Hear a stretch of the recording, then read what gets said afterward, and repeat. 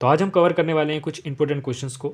जितने भी टॉपिक्स हमने प्रीवियस वीडियो में कवर करे थे उनसे रिलेटेड आज मैं कुछ क्वेश्चंस आपके लिए लाया हूँ जो कि आपके लिए बहुत ही ज़्यादा इंपॉर्टेंट है एग्जाम पॉइंट ऑफ व्यू से।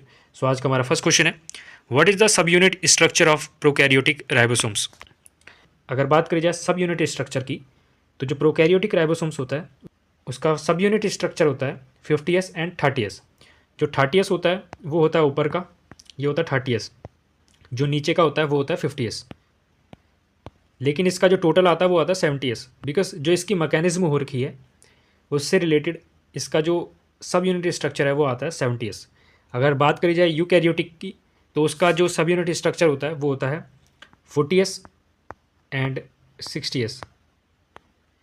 जो 40s होता है वो ऊपर का होता है, ठीक है, ये 40s है, और जो 60s होता है वो होता है नीचे का।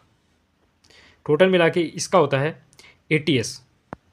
लेकिन अगर टोटल देखा जाए तो 40 और 60 कितना होगा, 100s होगा। लेकिन इसके मैकेनिज्म ऐसे हो रखी है कि जिससे हमें पता चलता है कि इसकी सब यूनिट स्ट्रक्चर कितने हैं, 80s है।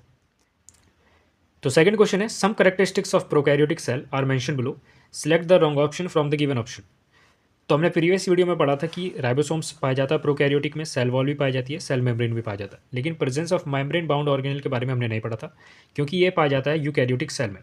ये पाया जाता है यूकैरियोटिक सेल में, ठीक है, यूकैरियोटिक सेल में। जैसे एग्जांपल देखते हैं, तो एग्जांपल होगा माइटोकॉन्ड्रिया, सेकंड होगा न्यूक्लियस, फिर होगा एंडोप्लाज्मिक रेटिकुलम, एंड फोर्थ होगा गोल्गी एपरेचर्स।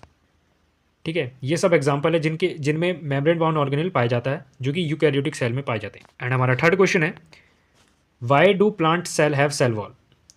बिकॉज हमने प्रीवियस वीडियो में भी कवर करा था कि जो प्लांट्स होते हैं उनमें सेल वॉल क्यों होती है, बिकॉज इसे इन्वायरमेंटल इफेक्ट से बचाने के लिए, जैसे कि एयर हो गया, वाटर हो गया, एंड हार्मफुल रेज होगी, इन सब से बचाने के लिए इसमें एक क्या होती है, एक लेयर होती है चारों तरफ से, जो कि इसे इन्वायरमेंटल इफेक्ट से क्या करती है, बचाती है। तो फोर्थ क्वेश्चन है, who coined the term protoplasm.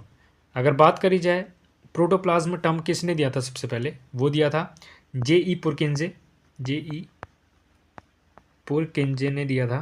ठीक है, ये टर्म हमें दिया था J.E. पुरकिंजे ने। अब ईयर की बात करी जाए तो 1839 में हमें ये टर्म दिया था। बहुत ही ज़्यादा इंपॉर्टेंट है, आपको याद रखना है। सो हमारा फिफ्थ क्वेश्चन है, which is the outer most covering of the cell that separate the context of the cell from its external environment. उसके एक्सटर्नल इन्वायरमेंट से क्या करती है, सेपरेट रखती है, तो वो होती है प्लाज्मा मेम्ब्रेन, जो कि क्या होती है, प्लाज्मा मेम्ब्रेन। अगर बात करी जाए सेल मेम्ब्रेन की, तो ये बहुत ही ज़्यादा क्या होती है, फ्लेक्सिबल होती है। क्या होती है, फ्लेक्सिबल होती है। बिकॉज ये किससे बनी होती है, ये बनी होती है हमारी प्रोटीन से, फैट से और फॉस्फोरस से, इन चीज़ों से ये बनी होती है, तो इसलिए ये फ्लेक्सिबल भी होती है। अगर बात करी जाए सेल वॉल की, तो ये हमारी परमिएबल होती है, ये किसी भी चीज़ को अंदर आने जाने देती है। लेकिन जो सेल मेम्ब्रेन होती है वो क्या करती है, हमें सेमी परमिएबल होती है, क्योंकि वो सेलेक्टिवली किसी भी चीज़ को अंदर आने देती है और किसी भी चीज़ को अंदर से बाहर जाने देती है। सो आज के लिए बस इतने ही क्वेश्चन।